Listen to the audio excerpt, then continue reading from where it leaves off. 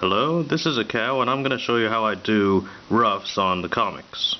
Right now I've got my script. I've been asked to do another page for Transformers, which I'm more than glad to do. First panel, I'm going to start off with the rough. I want to see what we're going to do. First panel says, dead bots litter the ground, but their surviving brethren are still engaging the Sharkticons, the bailiffs, and executioners. The war's in full swing on Cybertron. We got to figure out where we want to put the camera. Now I think the most dramatic way to do this would be to put the camera, start off with like the dead bots on the floor. I'm just going to put an XI and like have somebody laying here at the front and maybe a couple more beside him, some off in the distance, and the war, or the shooting, is going on back here. So the shooting is going on in the background, the fighting is going on in the background. Right here in the foreground you see the corpses, and then your attention is drawn instantly there.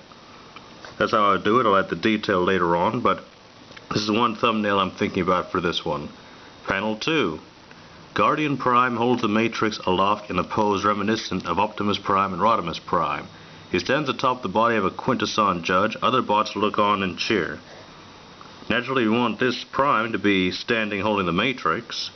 So that's a pose that's not going to be hard to get anywhere. You've got the Autobot, he's holding up the Matrix. The only thing that bothers me a little bit is it says he's standing on top of a Quintesson. Now I think the Quintessons they'd be crushed under his weight. So maybe if I just have his lead foot on top of a Quintesson, his back foot's over here to the side. So I really don't think a down Quintesson without splattering could support the weight of any Transformer. We got the cheering people off in the background. I can have a few closer to make some more depth. Panel 3. A large mob of workers and soldiers chase Quintesson judges who are trying to make it into a Quintesson ship that's taking off without them. Here I would want to, you could take the camera in front of the running Quintessons, or you could take it behind them. Now my problem with taking the camera in front of their face would be you're not going to be able to see the ships taking off without them. So you want to show the ship is launching, it's got its rockets going and stuff, Quintessons are running towards it, and the mob is coming up behind them. Let's put a pitchfork or something in here just for effect. So they're running the ship, one's taking off, and oh, I missed a part. Another Quintesson ship that has already taken off has been shot and destroyed by Omega Supreme. We're going to have a ship here on fire, Omega Supreme, put him in the distance and have him still big in the distance, showing that he must be humongous. Now I'm probably going to have the ship a little further away when I actually show this bit going. Some other ships will have made it off in the distance. Next panel. Fireworks light up the night sky over Cybertronian city of Iacon. There's any number of ways to do this panel. I would say just kind of a perspective view, show the top of the buildings, a little bit of the lower area, and you got the fireworks exploding up here.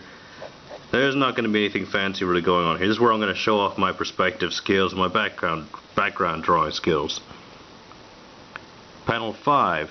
Cybertron is in full swing, full Golden Age swing, beautiful city stretching to the sky, roads crisscross between the buildings as Cybertronians go about their daily business.